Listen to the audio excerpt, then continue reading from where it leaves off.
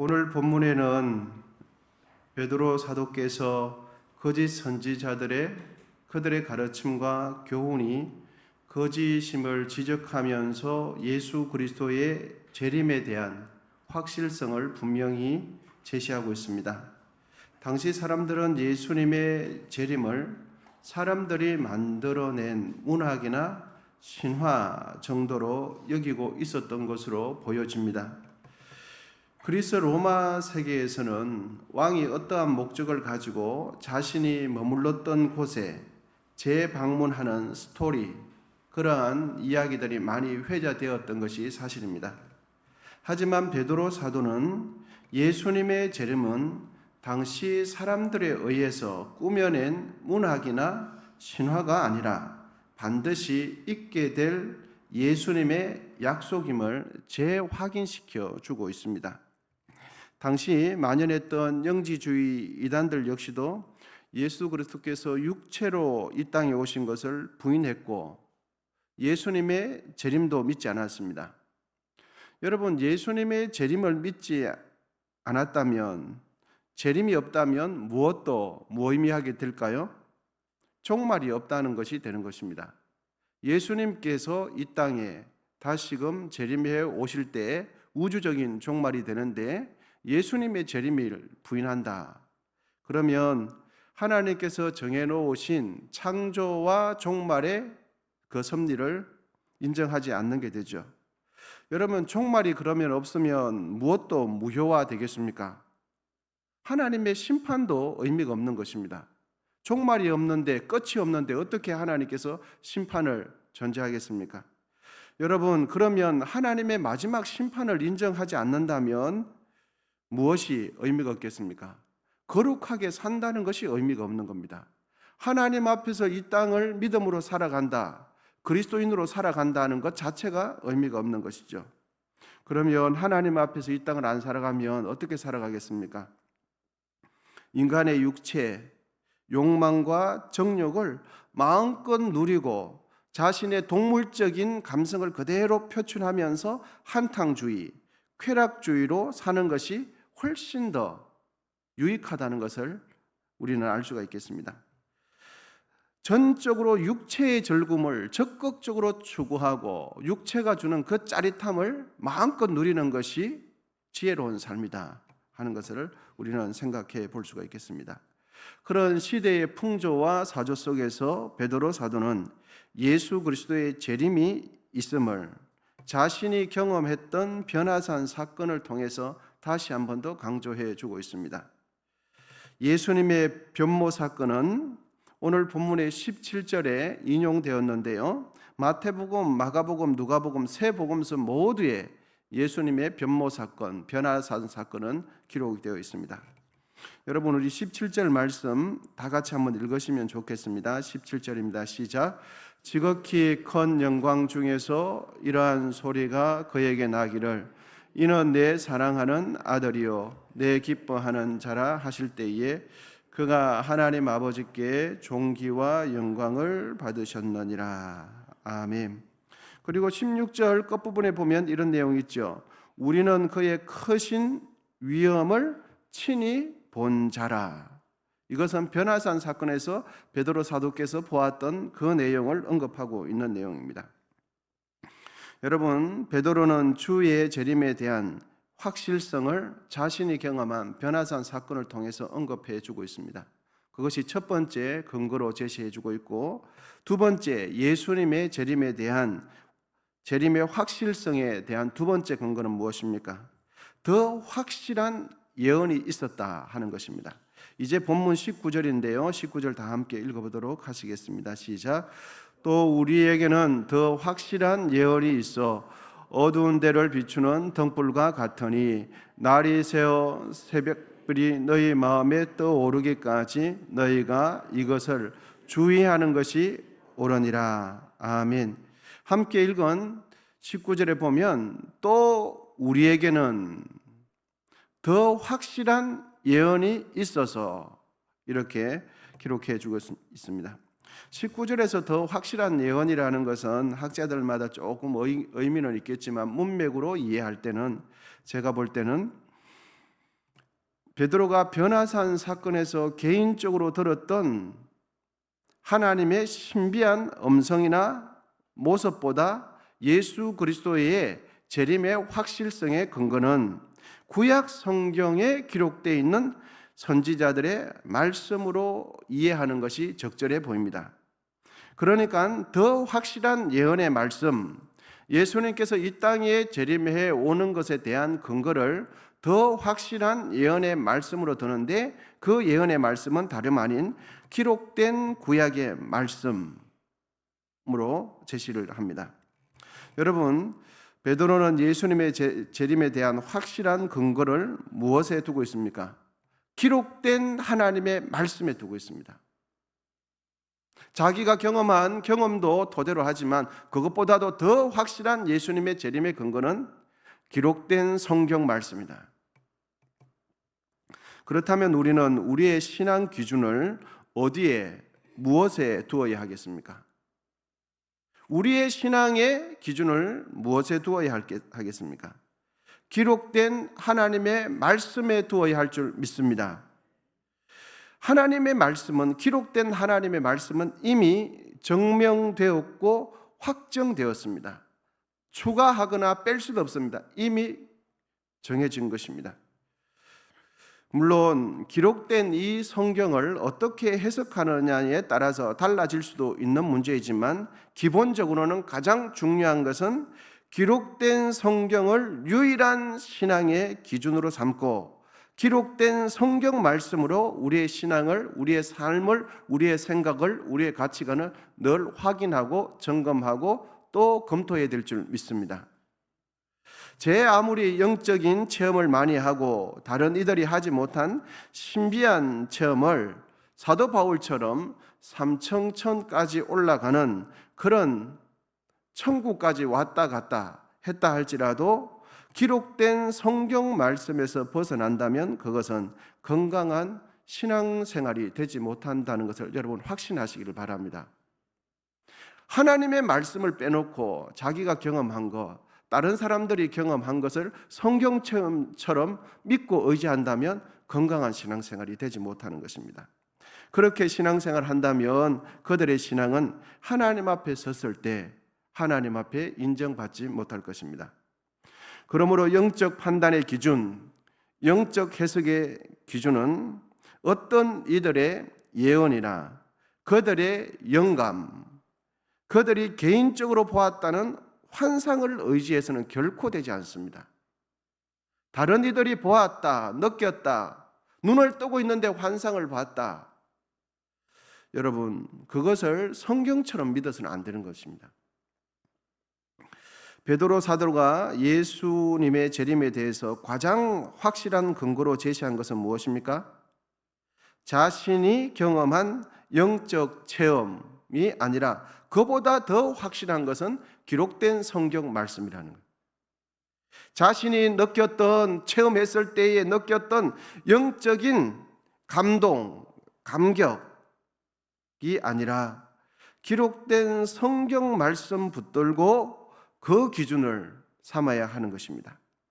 여러분, 우리의 신앙의 캐논, 우리의 신앙의 잣대, 우리의 신앙의 절대 기준을 오직 하나님께만 두시기를 축복합니다. 뿐만 아니라 하나님의 말씀을 이해하고 우리가 해석할 때도 하나님의 말씀을 우리는 늘 이렇게 가까이 대할 수 있는 은혜를 누리고 있지 않습니까? 집집마다 성경을 몇 개씩 가지고 있지 않습니까? 차에도 있고 또 때로는 화장대에도 있고 때로는 화장실에도 있고 때로는 거실에도 참 편하게 대하지 않습니까? 그런데 이 성경 말씀을 읽고 대할 때마다 중요한 것은 해석할 때마다 그때도 역시나 나의 사사로운 생각을 버리는 것입니다. 세상적인 철학을 버리는 것입니다. 자신이 가지고 있는 의도, 아젠다를 가지고 성경에 끼워 맞추는 게 아니에요. 성경이 나를 해석해야 될 줄 믿습니다. 내가 성경을 해석하는 것 같지만 사실은 성경이 나의 생각을 해석해줘요. 성경이 나의 생각을 옳고 그름을 기준을 가르쳐줘요. 그래서 우리는 성경을 가지고 있는데 이 성경을 자기 마음대로 자의적인 마인드를 가지고 접근하게 되면 자기가 원하는 논리에 딱 빠지기 쉬운 것이 성경입니다. 여러분, 설사 내가 이해하는 부분이 논리적으로 맞다고 할지라도, 내 논리성에 있어서 빈틈이 없다 할지라도, 여러분, 성경은 논리적인 책임인 동시에 논리성을 증명해내는 책이 아닙니다. 그래서 우리는 성경을 대할 때마다 나의 성경 해석의 취향이나 내가 감동받았느냐 안 받았느냐 이것이 기준이 아니라 무엇이 기준이냐 하면 성령의 빛 아래에서 성경을 이해하는 겁니다. 나의 지식의 이해 아래서, 나의 마음의 의도성 아래서 성경을 보는 것이 아니라 성령의 조명하심 아래서 성경을 이해하는 거예요. 그리고 내가 논리성이 다 맞다고 해서 그것이 완성되는 것이 아닙니다. 여러분, 다시 한번 말씀드리면 성경은 논리성을 증명해내는 책이 아니라 하나님의 말씀인 것을 믿으시기를 축복합니다. 성경을 곰곰이 따져보면 논리적으로 안 맞는 내용이 참 많습니다. 특별히 사복음서, 기적 같은 것은 논리적으로 맞지 않거든요. 그래서 독일의 자유주의 신학자들은 그런 것들을, 이런 내용을, 성경에 있는 사복음서에 있는 내용들을 신화다 라고 이야기하면서 성경에 일어난 기적들을 다 빼버렸습니다. 그리고 남는 것은 무엇입니까? 도덕적으로 이해되는 부분만 남는 거예요. 그것이 자유주의 신학의 특징이 아닙니까, 여러분? 여러분, 우리는 성경을 논리적으로 합리적으로 이해하는 데 기초를 해야 됩니다. 그러나 그것이 전부가 아니라는 것을 꼭 기억하시면 좋겠습니다. 성경은 성령의 인도하심을 받아야 하고 성령의 깨닫게 하심을 절대적으로 의지하고 궁극적으로는 예수 그리스도를 중심적으로 이해해야 될 줄 믿습니다. 그러므로 우리는 어떤 특정인들의 예언이나 안수기도, 성경풀이 한다는 곳에 몰두하거나 집착해서는 안 됩니다. 예언 기도해 준다더라, 그 사람이 3년 전에 예언을 받았는데 그대로 다 맞더라, 여러분, 이런 데 집착해서는 안 되는 것입니다. 어떤 분이 성경을 풀어주는데 기가 막히게 풀더라, 듣도 보지도 못한 그런 이야기를 풀더라, 논리적으로 빈틈이 없더라. 여러분, 그것보다 더 상위 개념은 기록된 성경입니다. 우리가 오직 붙들어야 할 것은 정확무오한 하나님의 말씀인 것을 신비에 새기실 수 있기를 축복합니다. 우리의 신앙의 기준은 기록된 성경 말씀이에요. 우리의 신앙의 기준, 삶의 기준은 이미 기록된 성경 말씀이에요. 거기서 뺄 수도 없고 추가할 수도 없습니다. 우리는 정확무오한 성경의 무엇을 믿습니다. 어떤 종교 집단에서는 자기들이 추종하는 교주가 재림 예수라고 주장하는 이들을 저도 직접 보았습니다. 그 자신들의 교주가 흰 백마를 탄 사람이다 라고 말하는 것을 직접 듣기도 했습니다. 그리고 자신들이 가르치는 교리를 배우지 않거나 자신들이 강요하는 교리를 지식적으로 알지 못하고 또한 자신들과 함께 이 세상과 가정과 구별되어서 자신들과 함께 공동체 생활을 하지 못하면 구원을 받지 못하는 것처럼, 자기 공동체 안에만 구원이 있는 것처럼 그렇게 사람들을 미혹하는 공동체가 너무나 많습니다. 여러분, 한국에만 해도 자기가 예수라고 하는 사람이 10명이 넘는다고 하지 않습니까? 자기가 예수라고 하는 사람이 10명이 넘어요. 자기가 예수님 노릇하는 사람이 수도 없이 많습니다. 그러면서 자신들의 교리를 강요하고 그 교리만이 진리인 것처럼 가르칩니다. 여러분, 만약 그러한 내용을 주장하는 공동체가 있다면 그것은 확실하게 잘못된 공동체입니다. 잘못될 수도 있는 공동체가 아니라 확실하게 잘못된 공동체입니다. 그리고 기록된 성경에 기초한 정통신앙의 교회 공동체가 아님을 빨리 알아채시기를 축복합니다. 여러분 잊지 마시기를 바랍니다. 나의 감동, 나의 영감보다 항상 우선돼야 할 것은 기록된 성경 말씀입니다. 내가 받은 감동보다 더 우선하는 것은 항상 하나님의 말씀이에요.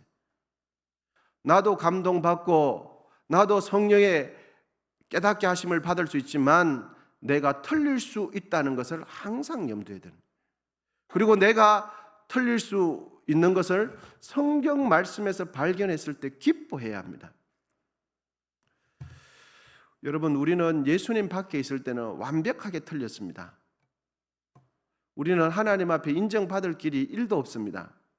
그런데 예수 그리스도 안에 들어왔을 때 기도를 하면 할수록 자기의 틀린 점을 점점 발견하게 되어지거든요.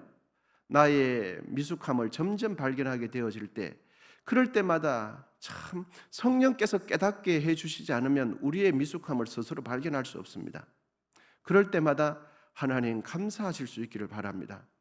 자신이 연약함이 자꾸만 보이고 상대방이 보이던 그 시선이, 상대방을 정죄하던 그 시선이 자꾸만 내가 더 부족하구나, 내가 말할 자격이 없구나, 내가 상대방에게 내가 이렇게 부족한데 내가 상대방에게 무슨 말을 할 수 있겠는가 라고 깨달아진다면 하나님의 은혜가 나에게 있다는 증거입니다. 하나님의 은혜가 나에게 있지 않으면 나의 부족함이 보이지 않아요.